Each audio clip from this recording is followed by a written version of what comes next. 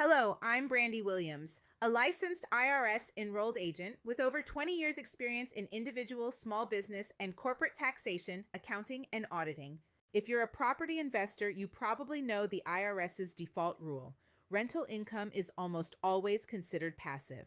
This means if your properties show a loss on paper due to things like depreciation or repairs, you generally can't use those losses to offset your W 2 salary or other active business income.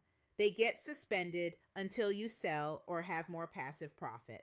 But there is a high level designation that changes everything: real estate professional status. Let's break down how you can unlock it.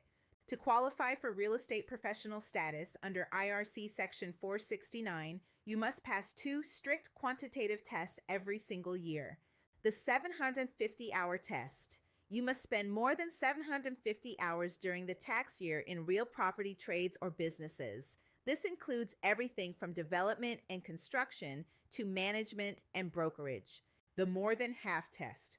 Those real estate hours must represent more than 50% of all the personal services you performed for the year. Pro tip: if you have a full-time 9 to 5 job in another industry, meeting the more than half test is mathematically impossible, as you'd need to work over 2,000 hours in real estate to beat your W-2 hours. This status is truly designed for those dedicated to the craft. Qualifying as a professional is only half the battle. You must also materially participate in your specific rental activities. The IRS uses 7 tests for this, but the most common is the 500-hour rule, spending 500 hours on your rental portfolio. Now, if you own 10 different properties, hitting 500 hours on each one is a nightmare. To solve this, you can make a 9-1 election to group all your rentals as a single activity.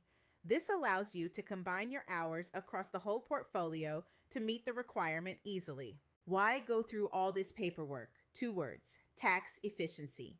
Unlimited loss deductions. Once you are a real estate professional, your rental losses become non-passive.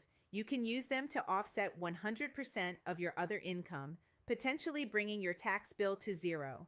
NIIT exemption. You typically avoid the 3.8% net investment income tax on your rental profits, as they are now considered active business income. Bonus depreciation. With the restoration of 100% bonus depreciation, you can front-load massive deductions through cost segregation and use them immediately against your high bracket income. The IRS scrutinizes real estate professional status claims heavily. You must keep a contemporaneous log of your hours. Don't guess, track it. Would you like to learn more about the real estate professional status or explain the material participation tests in more detail? Contact Williams Accounting and Tax Services today.